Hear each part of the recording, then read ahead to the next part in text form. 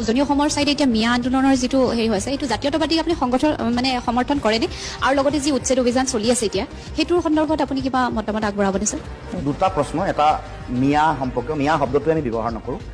এই শব্দটো খুব ভদ্ৰ মানুহক কোৱা খুব ভাল শব্দ এটা সন্মানীয় শব্দ এটা মুছলমানক মিয়া শব্দৰে বিভূষিত কৰিব নালাগে আমাৰ কথাটো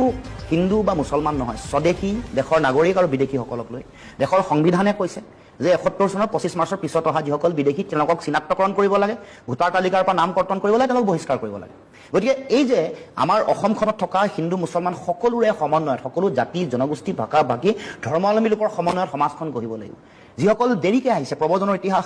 যাক আমি নাগৰিক বুলি লৈছোঁ সকলোকে লৈ সমাজখন গঢ়িব লাগিব আৰু সেইকাৰণে ইনক্লুচিভ জাতীয়তাবাদৰ কথা কৈছোঁ সকলোকে লৈ যাতে সমাজ যিটো আদৰ্শ ইমান আগতে শংকৰদেৱে দেখুৱালে সকলোকে লৈছে পাহাৰৰ মানুহকো লৈছে ভৈয়ামৰ মানুহকো লৈছে উচ্চ নিজ কোনো ভেদাভেদ ৰখা নাই আমি সেনেকৈ সমাজ গঢ়িব লাগিব জাতি গঠন প্ৰক্ৰিয়া কৰিব লাগিব এই যে যিটো বিভাজনকামী মানসিকতা হিন্দু মুছলমান উজনি নামনি এইবোৰ নাইকিয়া কৰিব লাগিব পাহাৰ ভৈয়াম বৰাক ব্ৰহ্মপুত্ৰ এইবোৰ নাইকিয়া কৰি সমন্বয়ৰ সমাজ গঢ়িব লাগিব আৰু যিটো আমাৰ সংবিধানে যিটো কৈছে ন্যায়পালিকাই কৈছে ভাৰতবৰ্ষৰ সংবিধানৰ নামত আমি শপত লৈছোঁ এই অধিকাৰ কেনেকৈ মুখ্যমন্ত্ৰীয়ে পালে উজনি নামনি কৰিবলৈ